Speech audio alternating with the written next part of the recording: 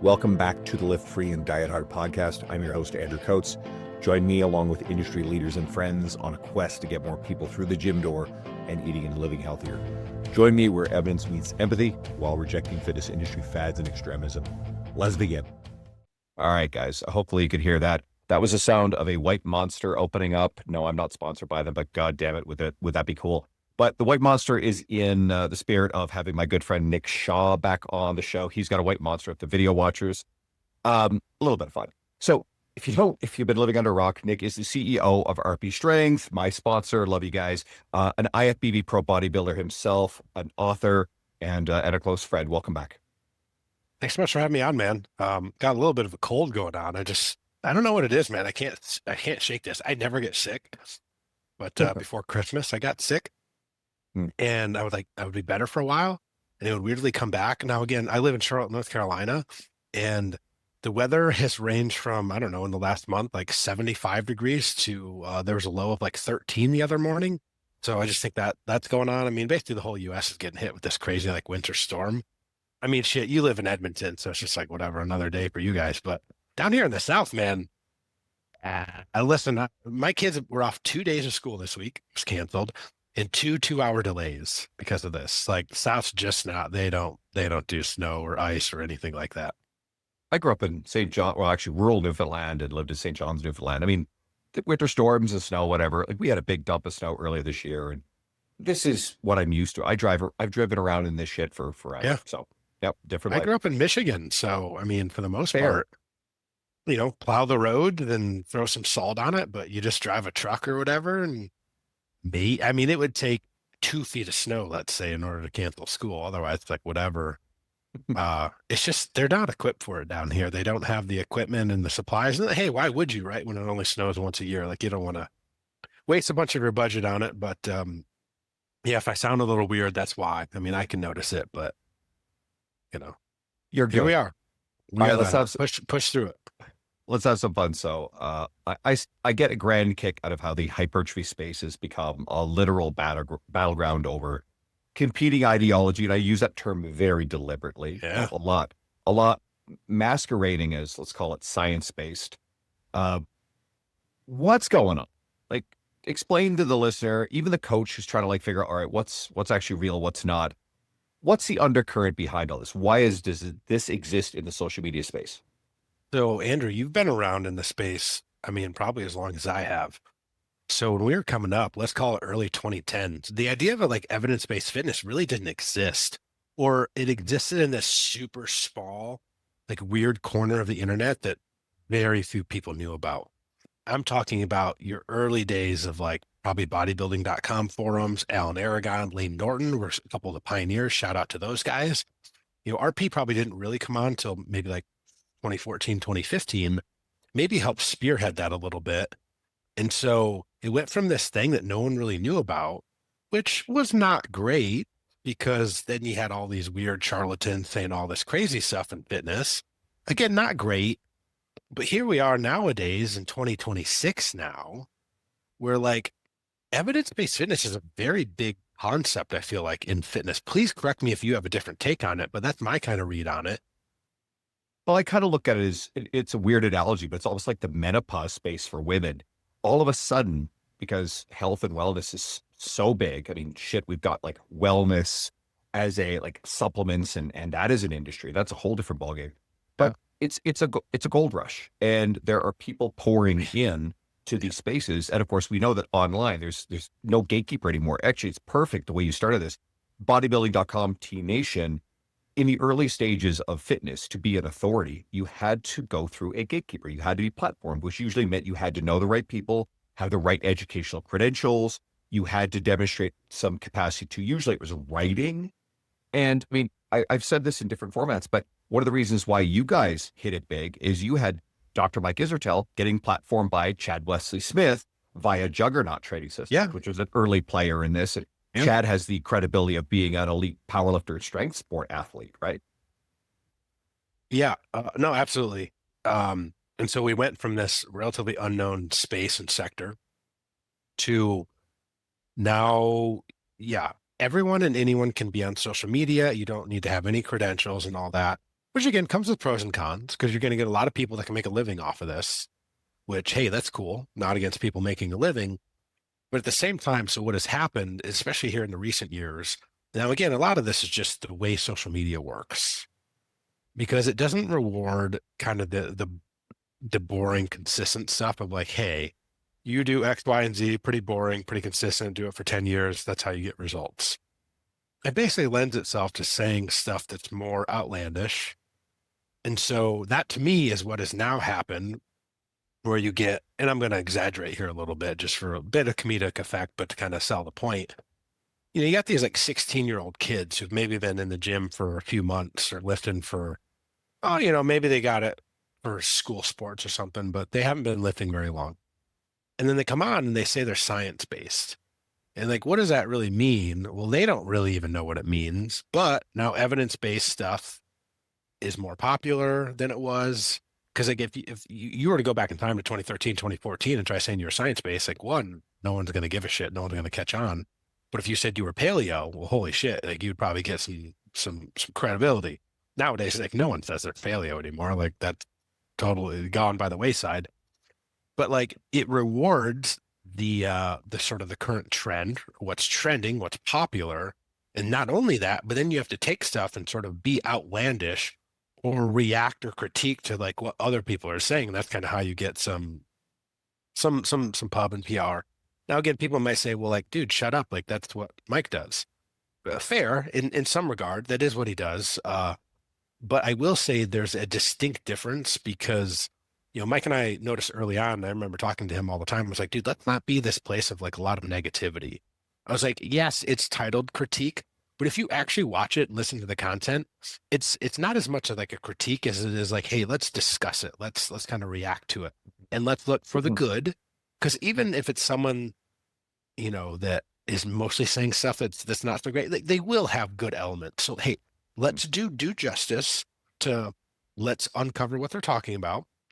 Let's give it some praise when rightfully so. But then like, hey, there's going to be some stuff where, again, critique is just the word that's used, but when it's clickbaity and all that stuff and you get clipped out of context, you're just going to see like, hey, this guy's an asshole because he's talking trash about it. So, well, if you sat down and watched the whole video, that's like a 30-second clip where he's saying this specific thing that they said or did isn't that great. But like the other 20 minutes of the video, they're like, hey, this is good, this is good, this is good, this is a little weird. Hey, maybe try this or that. And so it lacks that context. Man, I love social media. Obviously, that's why we're talking today, right? Because you're on social media, I'm on social media. That's how we met. Social media has basically helped give birth to RB. And so I don't want to say that I'm against it because I'm not in any regard, but it's this weird rewarding thing that it definitely does that where you have to be so outlandish that it just pushes people to the edge, to the extreme, because that's what people want to see and click, right? Like there's a reason when you watch the news, they're not talking about like, hey, a grandmother who's, watching their grandchildren and doing all this stuff and helping out. It's like that's because that's boring. No one really cares. But they'll, sure as shit talk about all the crime and all that stuff. Why? Because, like that's just what draws eyeballs. So it's, I don't know, man, but it's weird. It produces the wrong incentives, I guess. And I can't fault the people for doing it. And so I'll give one good example.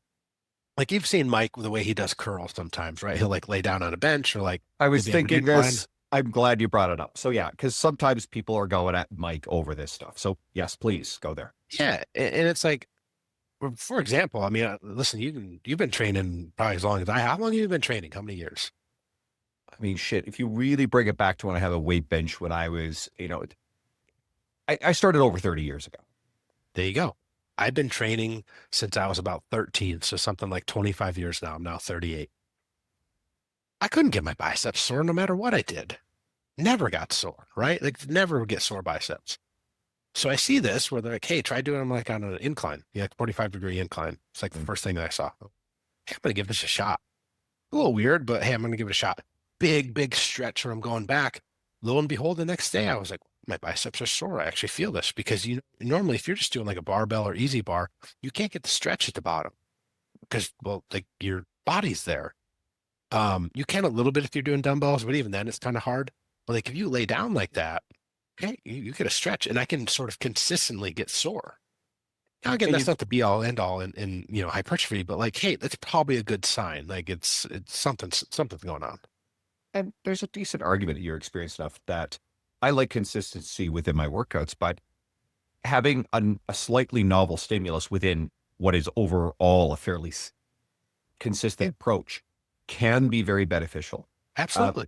and that exercise in particular. So another thing, the position you're in. Now, I think one of the criticisms of a lot of the curls where your elbow is actually behind your body is it's not particularly stable, and therefore you can't load it very much. Well, you can look at that through a positive or a negative.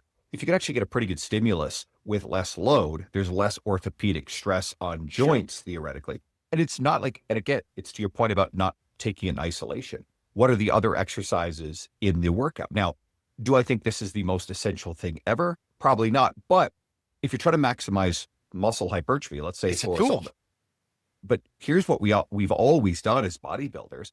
It's like, okay, are you going to stand there and do dumbbell curls, a barbell curl, and an easy bar curl with your humerus in the same position? It's the same fucking thing 3 times over. Yeah. So what do? We put our elbow up and forward braced on a preacher curl bench. That's really good. Maybe we get a high angle curl even higher. Or we put our arm behind our body a little bit and we get a drag or a Yeah. spider curl type motion. And bodybuilders been doing this for a long time. And laying on the bench is simply just a way to actually stabilize your back a little bit, right? So now, do I use them? No, my left shoulder doesn't tolerate being in that position. It Yeah. doesn't like it very much. So for me, it's no bueno. But for a lot of people, just like you described. Yeah. Like it's a tool in the toolbox. I don't think anyone said you must do these. These are the greatest thing in the world. It's like, hey, we've got a bunch of different things that we can try out and we can use.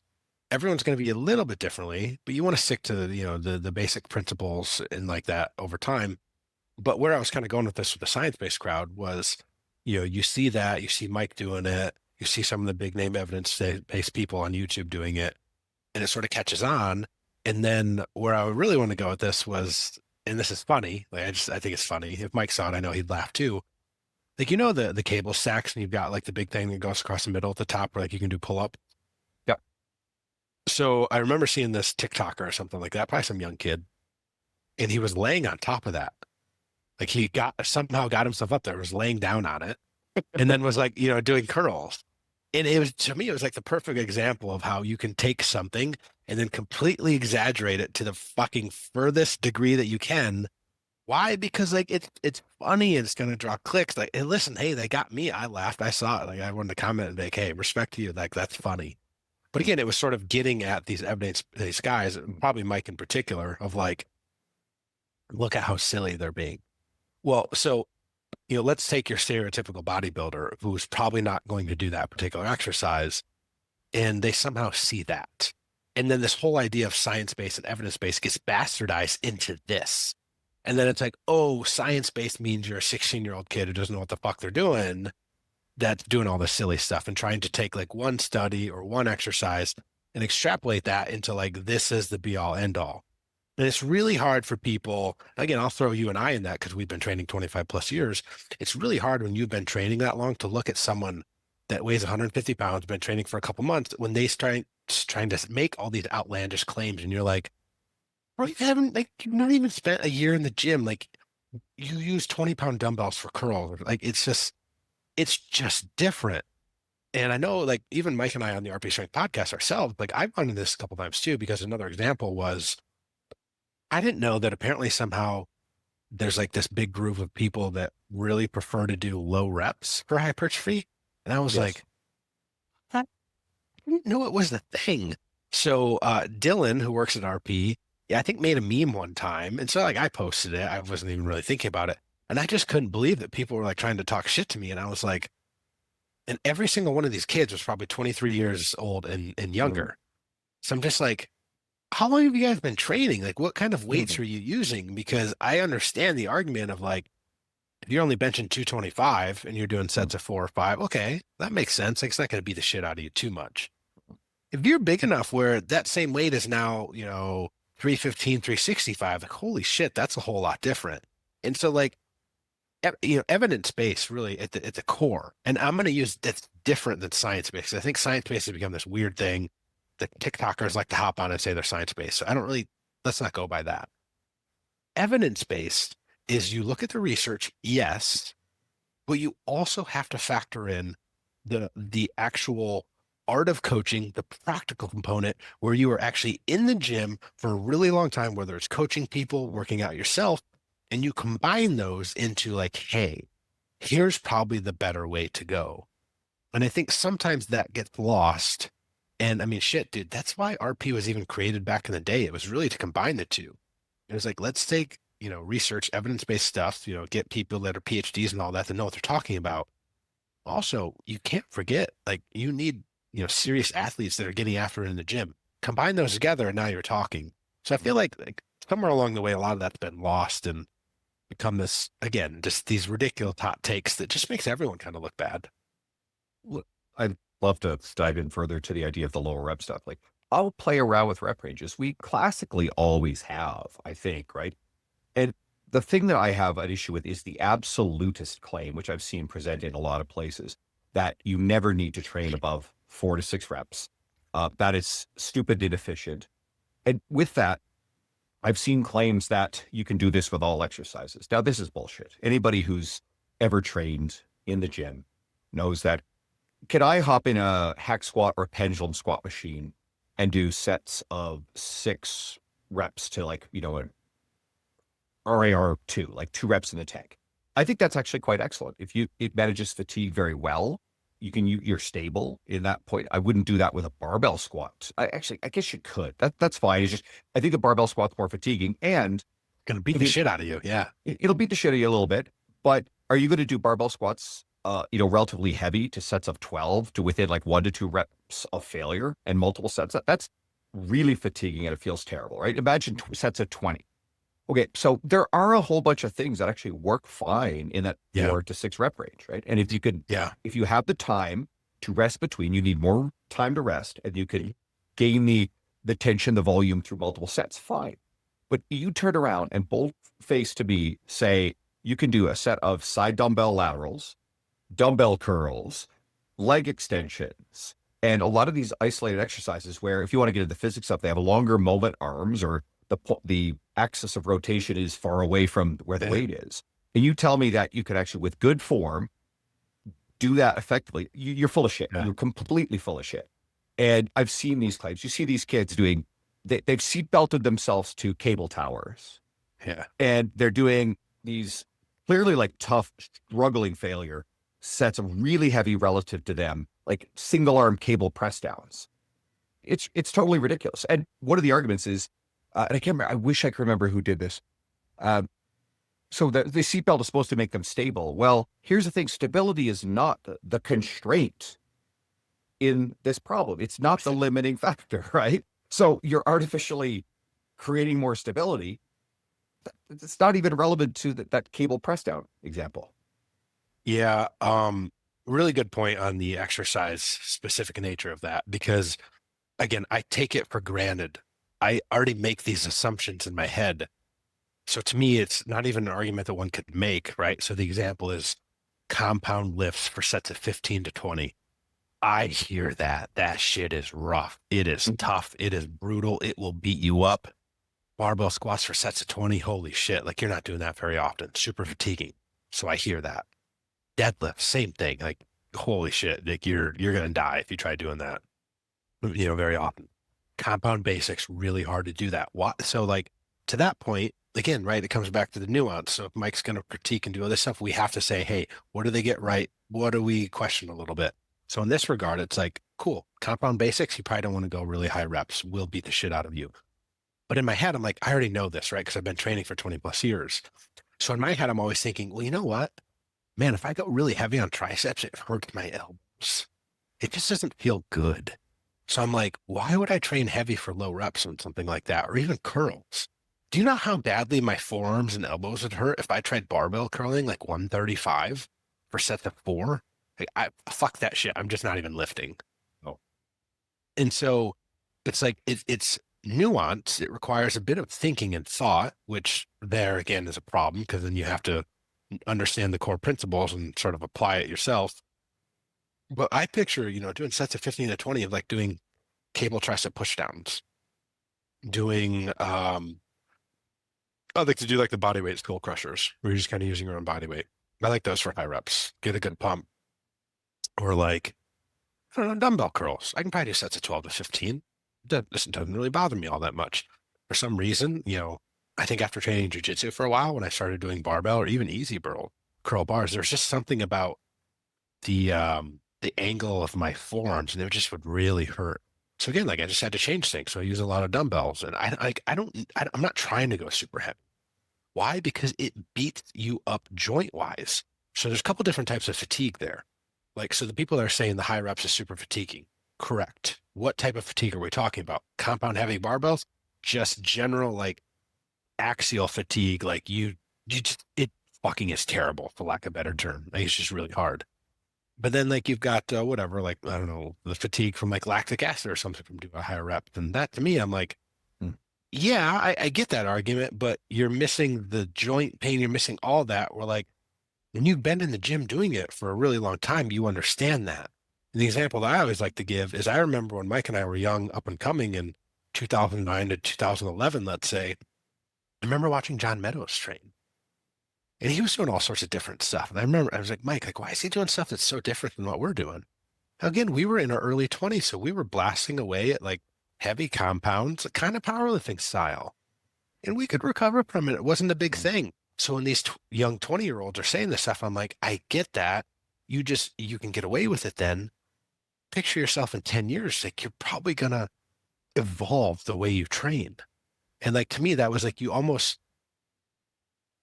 look up to some of those people in some regard. You're like, hey, they've been in the game so long, they probably know some shit. But again, like a lot of that requires a little bit of humility though. And I just think, I don't know, social media doesn't really reward that a whole lot. So it rewards the outlandish shit. And, here we are. You hit on a couple things, and I think this is worth highlighting. Training age, right? As we get older, training age, Yeah. years in the gym, joints, it's not that this stuff wears you out. I don't love that in a reductionist lens, but you do this long enough, you get a little bit beaten up. I mean, joints are adaptive tissues. Just when you train pretty hard over time, we tend to accumulate a little bit of that, right? So again, I don't love the wear and tear analogy. It sort of holds, but what works for maybe a younger lifter, to your point, might not hold up super well for an older lifter. You do this long enough, and there's just shit that doesn't agree with you. Again, I mentioned my left shoulder. Yeah. It is a combination of stuff. It does not tolerate overhead pull-ups. It doesn't tolerate barbell bench pressing. It doesn't tolerate wide dumbbell shoulder pressing. And it doesn't let me get a barbell over my shoulders for back squat. So how do I get around that? Okay, well, safety bars, pendulum squat machines, hack squat machines. Great. Awesome. Neutral grip pressing stuff. Machines are generally great. Chin-ups, whatever. I've adapted more neutral grip shoulder pressing angles. All works really well. I'm good. Okay. And then there's anthropometry. And, it's okay for someone who's like 5'6" to 5'8", and no, shade at the short kings. Short kings. I was just going to say that. But, the physics terms, the lever legs, the moment arms of how the stresses are acting on your joints are different from someone who's 6 foot plus. Okay. They just are. So you cannot make a bold statement to say that you can do side shoulder dumbbell laterals for a set of 6 to near failure. First of all, you're not doing it with relatively straight form, right? And then to say that is the best way to train, right? So I find that this absolutism and borderline extremism within this stuff, and I think it comes back to originally what we talked about is, I think people are trying to, claim real estate, in a brand gold rush, and to have a pillar to stand upon. And this is something that's worth thinking about. The more people that enter certain spaces, lucrative spaces, prime real estate, think geographically, then the harder it is to stand out. So what often happens? Sometimes you get someone who tries to brand around swampland. And my favorite example of turning swampland into gold is the Liver King. But why we need something more extreme than carnivore dieting? Well, let's just do organ meats and this sort of crazy shit, right? And it did work for a while until the whole house of cards fell apart. Yeah. Well, and to that point, right? So when you have to say outlandish or extreme things in order to stand out, it becomes your identity, it becomes who you are. It's really hard to pivot from that. And then you have to lean more into it, right? And then it's like, okay, well, I did X piece of content that got a bunch of likes. Okay, so I need to lean more into that. How do I one up that? It's kind of the problem of, like Jujimupi, Mm. where it's like when you're doing crazy outlandish shit, how do you continue to one up yourself? I, I genuinely don't know. And so that actually goes back to like a core principle, where RP, especially the last few years, the whole idea of the YouTube channel is like put out evergreen content that can live for years and is still valuable, is still important to people. With the caveat now being that YouTube is a third party, right? You can't control them. They control the algorithms, they control what they show, when they show it, and all that stuff. And it seems like a real trend has turned where, again, like they're kind of rewarding the more outlandish stuff where some of that content doesn't really do as well anymore. So what do you have to do if you're a creator, if you're an influencer? Well, you kind of have to adapt to the times. And so what used to work, maybe boring lectures with PowerPoints in the background, you have to spice it up a little bit. You have to try to get a bit more outlandish. Listen, I don't love that. I would prefer that not to be the case, but what's the alternative? To keep doing stuff that you know doesn't work and seen by nobody? That's not practical from a business standpoint either. So it's a fine line. I'm not saying you sell out. That's not what I'm saying at all. You still have to stay true to who you're trying to be in your brand identity. But now maybe instead of just like a traditional lecture video with Mike just sitting there, there is probably a place for that. And we've got like RPU, a separate YouTube channel for a bunch of that, for like, resources for coaches and trainers. But now it's maybe a little bit more of, yeah, Mike's reacting to people doing stuff. He's going out into the quote unquote wild and going to restaurants or stores or asking college kids questions and stuff like that. Again, same at the heart of it, getting people fitness information and knowledge, but you have to adapt the way that you do it. Now, again, would you ask Mike, like, what would he prefer? Well, it's easier just to sit at home in your basement where you've got a recording studio to do that. But like, sometimes it doesn't work as well. So again, you got to be able to adapt. It is what it is. Who knows what will happen in a couple of years? Because I'm sure things will change again. So, yeah, I listen. I by no means claim to have any right answers. I'm just saying like kind of what the realities are, and you have to adapt to it. And listen, I don't love it, but here we are. A quick break from this episode to shout out RP Strength and the RP Hypertrophy app. I have a big confession.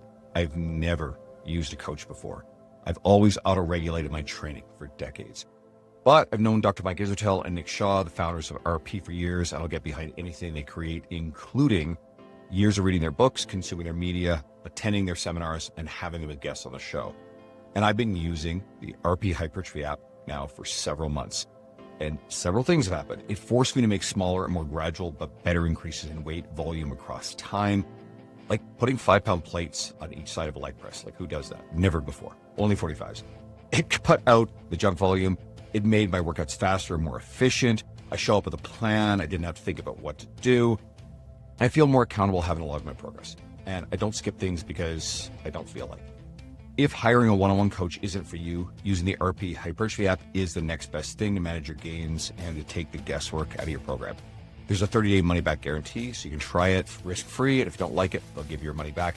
And I've also got you a $50 US dollar discount, so go to rpstrength.com/coats and use the code COATSRP, or go to the link below in the show notes. That's rpstrength.com/coats and use the code COATSRP. RP. All right. Perfect segue. Not having the right answers. I think hypertrophy, fitness, it's not a false dichotomy of right versus wrong, although occasionally you will see some things I'm like, that's really fucking stupid, probably dangerous. Outside of the extreme nonsense, I mean, I think it's all just trying to triangulate for each individual the behaviors and the holistic behavior that will get them the best results possible. So, again, you're an IFBB Pro. You are highly educated in this space, right? So based on the intersection of the body of evidence and the practical application that you guys found it on, what principles matter most for building muscle effectively? Again, it's the idea of, consistency, I think, is like, that has to be your foundation. Like you have to be able to stay in the game long enough. So consistency, but also intensity. So what I mean by that is in order to grow muscle, you probably have to be training reasonably close to failure. Mm. Now, that could be to failure. Again, like right or wrong, I'm not sure there's a right or wrong. It's just usually about trade-offs. What do people enjoy? Would I be correct if I said someone that really loved enjoy, training like Dorian Yates, just like crazy intensity? Like, bro, you're not wrong. You love training that way. I'd be stupid to sit here and tell you like you shouldn't train like that. And I do think that's where Mike can get into trouble sometimes because when you're really smart, you can kind of come across as a little bit of a know-it-all. And then, people just like, listen, no one likes a know-it-all. But again, if you have some humility, self-deprecating humor, which Mike actually does a really good job at, but if you're clipped out of context and things like that, I can absolutely see it. Some of the people that get mad at Mike, hey, I can totally see why people would do that. But again, you're not wrong per se, especially if you like training like that. It's just, hey, there's some trade-offs that come with that. And like I said, you're probably going to get shit beat out of you. Probably chance of injury probably up a little bit higher, I would say, on average. Mm-hmm. But yeah, it's not a right or wrong per se. So, but you do have to train close to failure. You do have to push yourself, like progressive overload, like another just basic. Over time, you've got to make things a little bit harder. Does that mean weights? It can. Does it mean more reps? It can. Does it mean more sets? It can. It's sort of one of these yes and, not this is right, this is wrong. There are different ways to go about it. Evidence-based means you know the principles, but you don't get so caught up in any one particular area where you're inflexible. Because, Andrew, you train people in real life. Imagine if you went in and kind of did the same thing for every single person. You're not going to do that. And so what's really been cool is I've had on Dr. Pack and Dr. Milo Wolf on the RP podcast recently, and they're going to be helping RP more, which is cool. Mm-hmm. And they've kind of said something recently that like I love. It's like when you become evidence-based and you kind of understand things, you actually get more flexibility, not less. It's like there's just a couple main things, and it's one, train hard, be consistent, and kind of keep progressing over time. And it's like if you can do all those three, those are sort of the three biggest boxes. Now from there you could get into more nuance for sure. But like you've been training 30 years, I've been training 25 years. You're going to have a good bit of muscle if you've been training that long. That's kind of the big takeaway. Not like, I don't think you would sit here and say, hey, this is the best exercise for chest or biceps or whatever it is. You're like, no, it's probably part of a movement pattern. Like you're doing a press of some sort, or if it's legs, well, okay, yeah, you're like, I can't barbell squat anymore. I'm still squatting in some capacity. There's a squat movement. But when you know that, you become better at flexibility in terms of, okay, I can't do X movement. That's fine. I'll just find something similar that gives me a stimulus that doesn't, beat the crap out of me. Like I said, I can't really barbell curl. Shit would just tear my forearms and elbows up. No, thank you. I'd rather do, cable curls or dumbbell curls or something like that because it just works better for me. It doesn't mean it's better, and certainly doesn't mean it's better for everyone. I got nothing against barbell curls. I did a shitload of them for X number of years. There's something in there that's worth grabbing onto. So one of the old school debates, people bring kind of Mike Mentzer and his training style into it. Now, I'll preface this by saying that the people who know, and there'll be people who will be mad at the suggestion, know that Mike Mentzer, by and large, built his physique on the traditional style of higher volume workouts that Arnold and their contemporaries all did. And then late in his career, pivoted to this, more of a Dorian style, because I think that he was one of Dorian's main influences. So a lot of what Mike was branded around, and Mike is highly regarded as having had an incredible physique. There's definitely going to be, whenever you're dealing, this is another important preface. I'll get to my point. Anytime you use elite bodybuilders as examples, there's so much survivorship bias baked into that. So you can't really use them as representative examples of everybody else. Their genetics are off the charts. They have access to the cutting edge pharmaceuticals for their time. And they're also the people that didn't get hurt and deleted from the game along the way. So those are so important that it mitigates a lot of the value of using them as examples. But anyway, Meltzer popularized this, very high intensity, extended sets, past failure sort of training, and not as many sets. But when you think about training, and if you look at what Mike popularized, Dorian did, versus the proponents of the higher volume stuff, when you really look into the kind of intensity that Dorian was training at, when you add it all up, it's a little bit more volume than you realize, but what it matters is the tension on muscle. And when you merge them, the merger of tension and intensity, volume and intensity that comes from this training style, I think is a bit more of a false dichotomy in what's actually happening in the training. And then if you magnify that against hyper responders of, against steroids in the mix there, elite genetics, then it can mask these things on a high level. And so I think sometimes it just becomes sort of that ideal. And I believe this to my core. People choose camps. They choose ideological camps. They worship the altar of certain idols. And again, Meltzer is one of these figures. You get these spoken word things, Mike's old audio clips. Mike's been dead for years. To be fair, I mean, some people do that to, RP's Mike, Dr. Mike. They'll do that. And it's like, listen, I'm not saying you need to worship everything Mike says. Listen, there's stuff I disagree with Mike on. And so it's like, yeah, don't get caught up in the camp. Don't get so caught up in like, you just believe anything anyone says just because you like them or you're in X camp. It's like, no, just try to be a little bit subjective. And it's okay to be like, yeah, I really like this person. I agree with a lot of what they say, but there's some stuff that I don't necessarily agree with. That's perfectly fine. And truth to be told, a lot healthier. I think our friend Mike Dola put up a post today, and I can't remember the specifics, but it was to the effect that, if you just find one thing you disagree with someone, then all of a sudden, people pile on and can cancel them and distance themselves from that person because they said one thing they disagree with. Let's use an example because you brought up Mike a few times. And so there's a clip that's been circulated widely about Mike talking about some minor health benefits of alcohol. It's an old clip.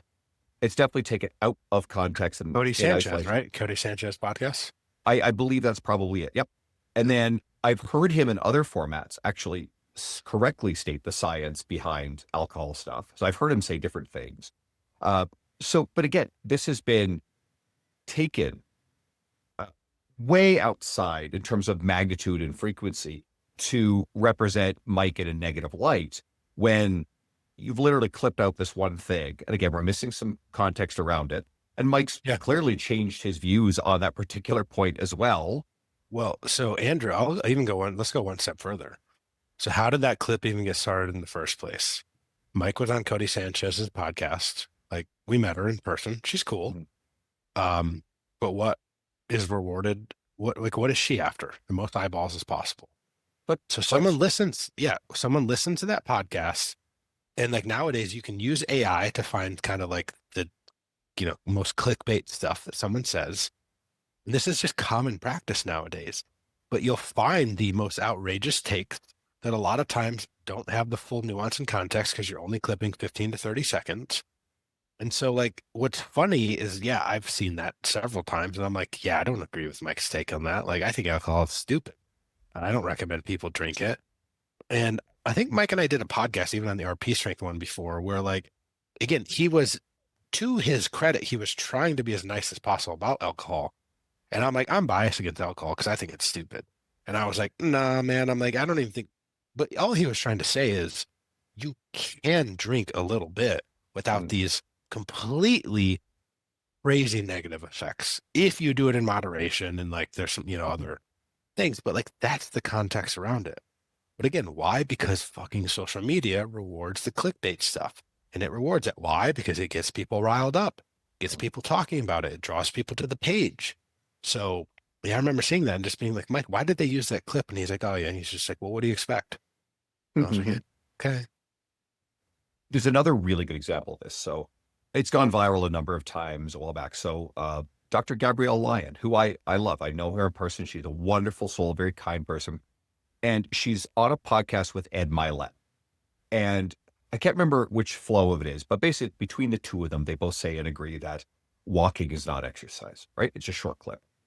Okay. And then what does the fitness industry do? Throws complete temper tantrum over this thing. And I paused on this and I thought, okay, there's context. You know the context around it? Because I don't know Please. anything about it. I've never seen the clip. Can I guess what was probably going on? And you tell me if I'm correct. So I don't fully know, but I'd like to hear what you say, and then I will give you my interpretation. Okay. Yeah. Because I bet it's similar. So my hunch is they're probably talking about like types of exercise that are best for people. And I'm sure as shit, because listen, I know her too. I recently just got a copy of her new book. I've probably text her, I don't know, monthly basis, something like that. So like we're acquaintances. I bet they're talking about what type of exercise is best for people. And I bet they're talking about like, for most people, you don't have unlimited time. So the best thing you can do is like high intensity stuff where you get in, you get out, you blast it, and you're done. So that is my hunch as to how that could be contextually speaking, saying, you know what, walking is not exercise. Because if that's the only thing you're doing, probably not ideal. Listen, I would make a good argument that if that's all you're doing, okay, like it's good. It's maybe not the best thing you could be doing. Because listen, I think you and I are going to be in the same camp of like everyone should be lifting weights. But like that's my guess is the context around it. What do you think? What was your take on it? I could take it even deeper.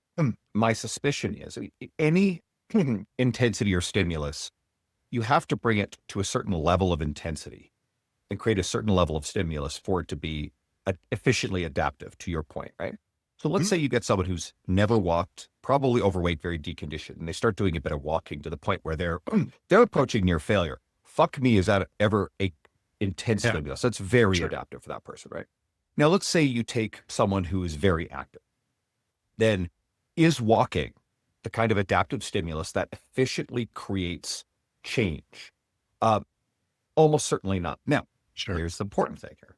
Context it. We know that there's a strong relationship between more steps. And I think the science really gets to the sweet spot around 7,000 steps, where if you're having that kind of step count range, that correlates with, has a strong relationship with better metabolic health outcomes. We know that, right? Just being more active. But to your point, not everybody can efficiently go out for, walks outside. They have sedentary jobs. So sometimes people need to be a bit more they live in Edmonton, fucking Canada. Yeah. I mean, I live out in the suburbs and, there's not much. I walk in my neighborhood in the nice weather in the summer. I'm not walking right now. I bought a walking. Exactly. I am very deliberately trying to get my step count up, and I actually feel good. So I actually personally believe that, good zone 2 cardio, a little bit of an incline and, good pace walking, and I'll study with, or do coursework or read books on my walking desk now. And I actually like this combo. I feel good. And I get a decent stimulus. And I actually want the cardiovascular adaptations from zone 2, where I'm trying to do at least 30 minutes of. I think that's actually really, really beneficial, right? So, but I think that the clip was taken probably out of context because there's a lot of nuance there. And I think people just really wanted to jump on and pile onto this. And I remember a friend, someone who I respect and love, I'm not going to say who, commented and said something negative on Facebook. Did not know who either of them were. And I came in and I went, actually, Gabrielle is an incredible advocate for resistance training, eating more protein, being way more active. Like on the balance, she is an incredible person for advocating for this stuff. Ed Milet, I mean, he's in more of the business and finance world, but through all his media, he's always advocated for physical activity and a lot of other healthy stuff too, right? So these two are on our side and they're not, known grifters and charlatans when it comes to just peddling complete and utter batshittery in our industry, right? So on the whole, they are on our team. They're good, right? But people want to pile on and attack them. I'll probably save this for off air, but I got a perfect example of what we're just talking about from someone that just texted me because I posted a story of Gabrielle's book, and I was like, "Hey, I got this new book, supporting a friend." Listen, she's been nothing but nice to me in RP. Like, oh my gosh, phenomenally over the top nice. Mhm. Like I'm Yep. talking just someone that you would be like, wow, I can't believe people are that nice. So yeah, and do I think that listen, this goes back to she probably has some stuff that I wouldn't necessarily 100% agree with. I don't know those off the top of my head. Legitimately, genuinely Mm, don't. Yeah, she's big on protein, she's big on exercise, she's big on lifting weights. mm, Holy shit, she's checking three huge boxes for me right there. mhm. So again, like, yeah, people love to really get upset over some little shit that actually, I was flipping through a book last night, her new book, and I saw some stuff about like infrared and all that. And like, I just don't know enough about it to really comment one way or another. And like, I don't know, maybe she's right, maybe she's not. I genuinely don't know. But like, let's say if I thought red light therapy was not good or like overrated, I'm not going to let that like ruin that. I think she, everything else she does is now bad. Right. And Mhm. that's the problem. Like that's what actually happens to people to what Mike Dola was talking about. It's like you can disagree with people and still like them on average overall and be like, oh, you know what? There's still a net benefit. I don't necessarily agree with one or two of these little takes, but there's no reason that I'm going to throw what is it? Throw the baby out with the bathwater. Is that the right kind of Yep. term here? Yeah. Yep. So again, but dude, this is the bad part about social media. You're missing nuance and context because it doesn't really reward nuance and context. That has to kind of come from like long form content where you can sit down and Mm. discuss that, but you just can't do it on, Instagram Reels or something like that, which only give you what 30, 60 seconds. So again, it's pros and cons. It's all context, man. It really is. And I think people in general just need to be more open-minded and not so dogmatic about stuff. It's just like, I don't know. Part of me just wants to tell people chill the fuck out. Let's see if I can convey this correctly. So there's a brouhaha in the grander fitness industry recently. I'm not going to say specifically what it is, but I've seen a lot of things back and forth. And there's a clip. I don't know who the guy is, but he basically said, and this is over like different, let's say, socio-political belief systems. And I think this applies to the different ideological camps within fitness, over nutrition, over training, et cetera. And it's the pressure for people to speak out and like declare what they believe about any particular issue. And he's like, you don't care what I think, And again, I'm on the camp that I don't think that you shouldn't be looking to your fucking fitness professionals for their opinions on all these sort of things, right? But this guy said that's actually not what they're looking for. They're looking for people to declare what side they're on so they can decide if someone's an ally or an enemy. Sure. And that exists within Well, science-based bro lifting. It yeah, exists in nutritional ideology.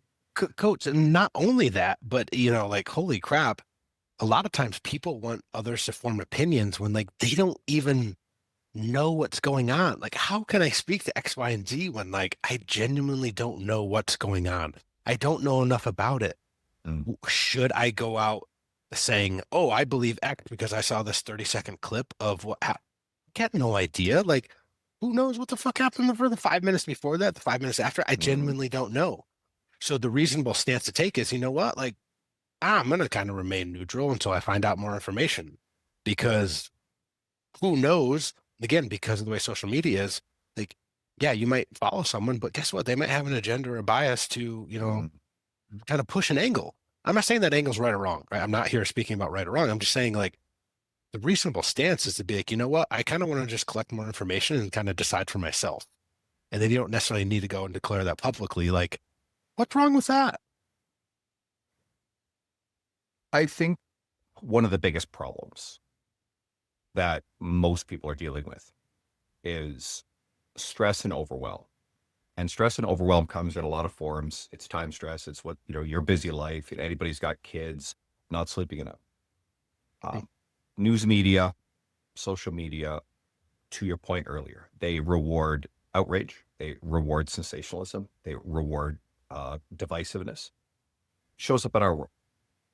And as a policy, as a first principle, there's a lot of different competing components to how we show up in the world. As a first principle, my goal is to not contribute to, and through my media and my channels, to be a divisive, polarizing, clickbait, um, status chasing figure. I would like the people in my world who follow me and listen to this to trust that social media this week in, week out.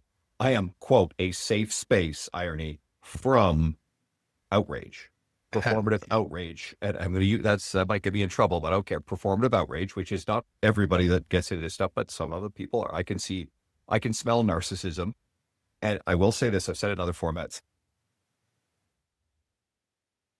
Choose my words the way I always say this.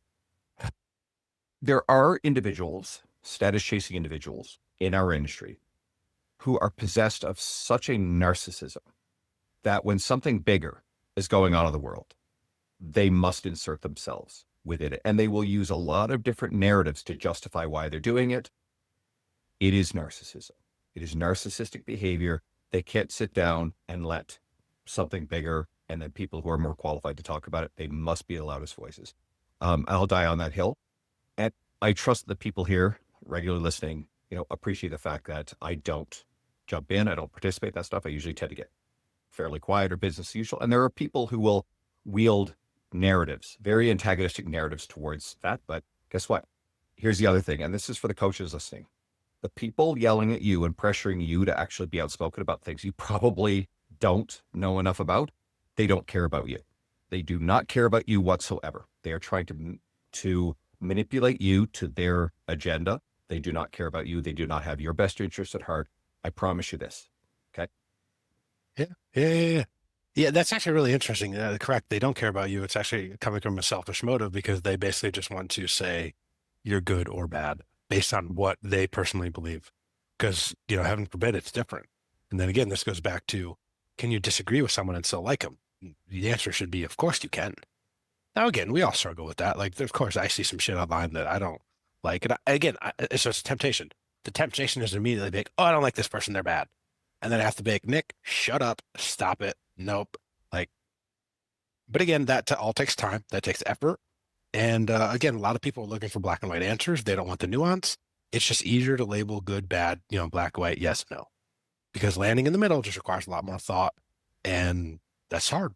That's tough, right? It's just easier to be like, oh, this happened. Okay, here's the solution. Boom.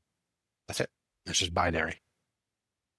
I'll get back to my guest in a moment. I have cool news. I will be appearing at the King Kong booth at the Arnold Sports Festival in Columbus, Ohio, March 6th and 7th. And I'm fanatical about King Kong backpacks and duffels. They are the best quality bags. I'm long done with buying a new cheap gym bag every 6 months when the last one falls apart.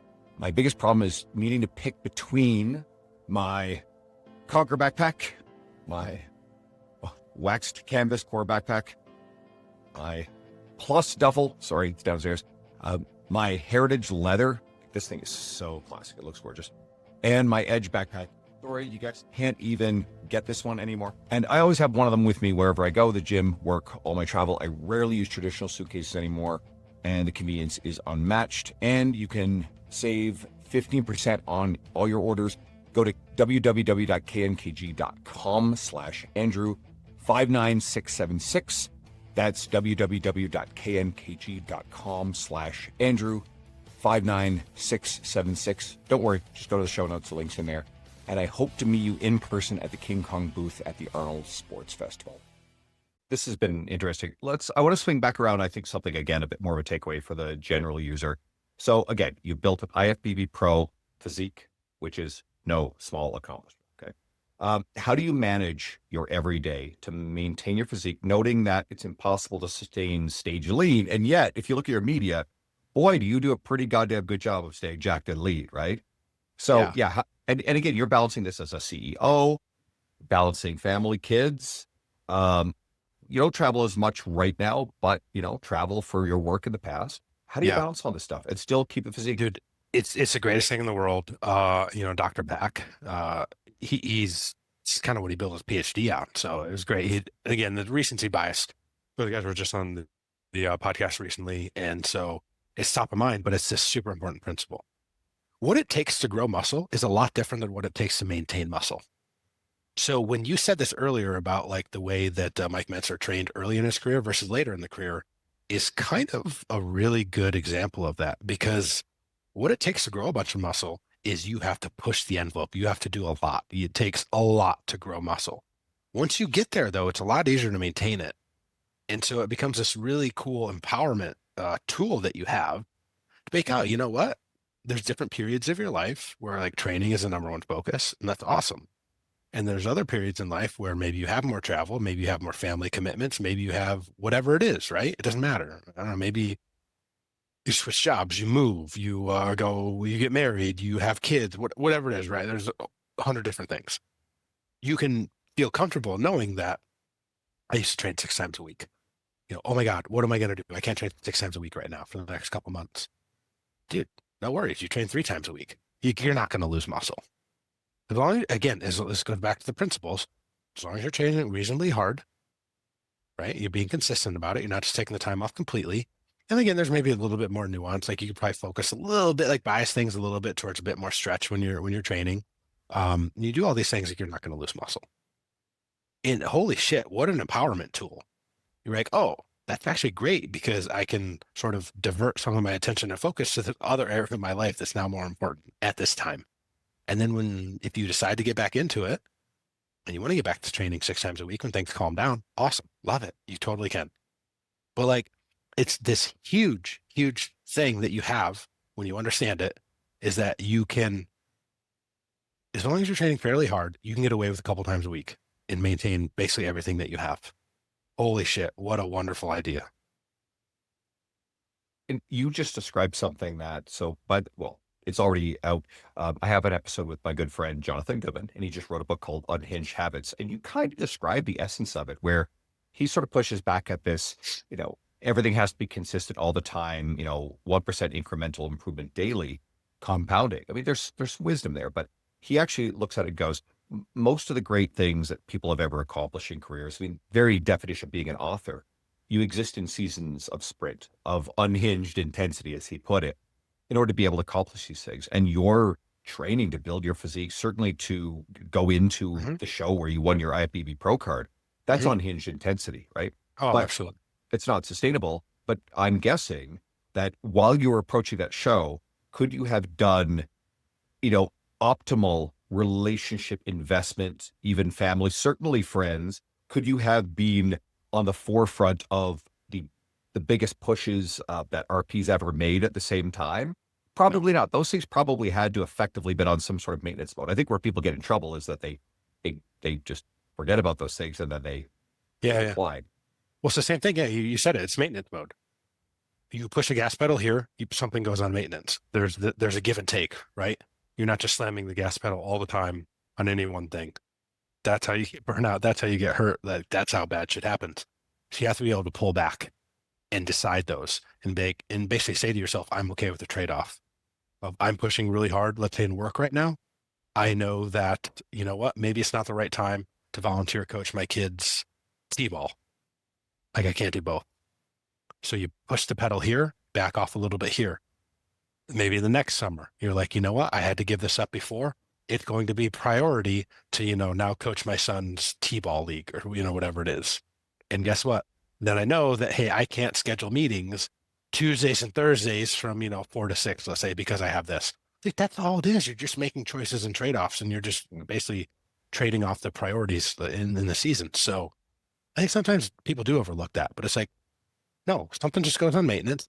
Fine. That's just how it is. Especially as like an entrepreneur, you have to be okay with that, because if you want to be successful, you have to push the gas pedal very, very hard in that area for pretty damn good time. And so something has to go on maintenance, and you just have to decide what that's going to be.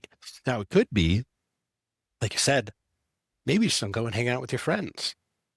And you just got to tell them, like, hey guys, like for the next 3 months, I'm buried. You're not going to see too much of me. Maybe that's what it is, right? And maybe, that's the trade-off. Again, it's up to the person to decide what it is, but that's generally how it works. Perfect. And I mean, I've got to do the shameless plug because you and I both use your Hypertrophy app, the RP Strength Hypertrophy app. And I've been using it now since probably around the time that we started the sponsorship. And I was always someone who did my own training, auto-regulated my own training. And over the years, I'm not a small human, right? But boy, have I found this does wonders with the pace and the intensity of the workload I've been carrying. I just don't have to think about it anymore. I show up, I plug the stuff in, it guides. I found that I'm quicker with my workouts. I'm more engaged. I'm more focused with the workouts. I get a little bit faster. I tend to like longer, slower workouts anyway. I've been feeling good. I'm definitely more than enough stimulus to make progress, certainly maintain. And it's been a godsend for me. So, and again, I've said anybody who's heard me on any format, if I'm talking about my sponsors, it's not like someone rolled up to me with a truckload of cash and said, hey, shill this for us. And I'm kind of going, I don't believe in this thing, but I'll take the money. No, it's quite the opposite. Like I've been wearing, I got an RP strength shirt on. Thank you. But I've been waving RP colors a lot years before I was ever sponsored Probably by you close to guys. a decade. Yeah. I've got the books behind me. I've been reading those. I mean, the first time I met Mike was in 2017 when he came to Edmonton and did a seminar with Dean Somerset. I got to hang out and have dinner with him. That's how I got to know him a bit more. And you guys have been great to me ever since. But yeah, I've easily been, digging into RP stuff for over a decade. Yeah. Yeah, no, man, I appreciate it. I've been using Hypertrophy app since, I don't know, early 2023. It officially launched in May of 2023. So yeah, I mean, probably about 3 years now. And dude, I love it. Like yeah, again, I don't have to think too much. It tells me exactly what I need to do each time I go in. The progressions tend to be holy shit, spot on. Like if I need to adjust the weights, it's going to tell me how many reps I need to hit. And, again, maybe I'm like, well, maybe I see that number and like in my head, I'm just like, I can stop there or whatever. I don't think that's really the case though, because sometimes I'll go over or whatever, but like it's very, very spot on. But maybe, just maybe, and this is what I found, is it does a couple things for me. One, it puts guardrails where I'm not living on the bleeding edge of failure as often, right? I'm getting close, but probably the right amount of stimulus to fatigue. Yep. And two, Yep. it will make me literally put like a 5-pound plate on each side of a leg press. Whereas before I'm the guy who's like, all right, I got to go up by like literally a 45-pound. And I find that the small incremental increases, they work better for me. I feel less beaten up and I like it. Yeah, no, that makes sense. Yeah, it's all about progressive overload. And, you're a big guy, so you're using a good amount of weight. So yeah, it is going to probably bump you up in terms of weight. But if you're a smaller person, it might just be bumping you up in reps because, if you're using 15-pound dumbbells on, let's say, side raises, go from 15 to 20, it's a huge jump. Like it's really hard to do. So this is actually, I think it's called like micro gains or something like that. Like I'm actually a fan. You can get little like fractional weights. So I have dumbbells in 2.5-pound increments, basically from 0 up to I think 50. But I still have these fractional little plates that go on dumbbells that are like 1.25 pounds. So I can go from 15 to 16.25 to 17.5 to 18.75 to 20. And I like that because guess what? It's a heck of a lot easier to progress when you have these little jumps versus 15 to 20, especially on some of these smaller muscle groups. Like, forget about it. Like you gotta in your head justify, okay, I'm going up 5 pounds. I can't reasonably match the same number of reps unless I want to start trading off form. How many reps should I do? Well, I don't know. Can you calculate that in your head? Don't worry about it. You got the app. It's going to tell you if you make that jump and be like, hey, you got 12 reps last time. Like you probably need to do 9 or 10 now to kind of match that same load. Honestly, I want you to tell me where you got those plates because I could use them. For my home gym, I've got the hexagonal dumbbells. And so for a very long time, I was like trying to find a set of 27.5s and they just don't make them in hex anymore. But then I got onto, and I'll give this company a shout out for free. They're called July Body, and they have these little weights, and each one of them is 1.25 pounds, but you put 2 of them on a dumbbell by the handles. And I now, because I have hex dumbbells that go up to 100, I now have every 2.5 pound increment, 52.5, 57.5, et cetera, because I could add these on. And there's like a little, but a really durable elastic band. So if anybody wants this for your home gym setup or even hell to bring into the gym, July Bodies, they're actually great. I'm trying to look it up real quick so I can kind of tell you exactly where I got those. People listening might appreciate it. Yeah, micro gains. Yeah. Micro gains? Okay. Let me write that down. And then micro gains. Where I got the 2.5 pound dumbbell increment, I think it was from maybe Perform Better, right? Is that the company? Yeah, they're the big player in fitness stuff. All right. Well, everybody can get you at nick.shaw.rp. They can obviously go and follow RP Strength. You guys have been pumping out the podcast. What else do you want to put on people's radar about what you guys are doing? YouTube channel, obviously. Right. Yeah. Excuse me 1 second. I got a cough. Man, that time of year, man, this sucks. I almost never get sick too, which is why I really am like the crazy. You're fine. YouTube channel for sure. Mm. You're probably going to see RP folks out a little bit more this year, like a handful of us going around the country a little bit more. So yeah, if you see that stuff on social media, check it out. If you're following RP, try to make it out. You get to meet some of the RP folks, maybe some athletes, some influencers, a handful of our core team. Maybe that's Mike. I don't know if he'll be at all of them. Almost certainly Jared. I'll try to be at a handful of them as well. Liz, you've met Liz. She's wonderful. She's amazing. Liz, you're awesome. Yeah, Liz will be the number one person at every single event. She'll be the one leading the charge on all that. I'm really excited, looking forward to that too, because it's just fun. You get to meet up with people like lifting weights and doing that. Just good times. Kind of like what we had in Austin. So I got to fly Exactly. down and hang out with you guys at the Texas Flex Off in Yep. Austin. That was the same trip as where I appeared on the Coach 'em Up podcast with my buddy Yeah. Tim Riley, who's great. You also were on his show. I love Tim, dude. He's great. He's a good dude. But anyway, so yeah, I would look forward to more of that stuff. But we had a really great time down there. All right, bro, it's always amazing to catch up with you. Thank you for everything. Everybody listening, please don't plug into what Mike is doing. Shout out Tim Riley. He's so hilarious. The whole time when we weren't recording, we were just doing nothing. We were just laughing and making jokes. It was awesome. He's great. Check out his podcast. You've been on, I've been on. Awesome. I even told him on air, I said, like, I've never seen even close to another podcast host who could just make things light, fun, get people laughing. I said a bunch of ridiculous shit that I think is wonderful. Go check it out. Yep. Thanks for having me on, man. Great to be here. Appreciate you.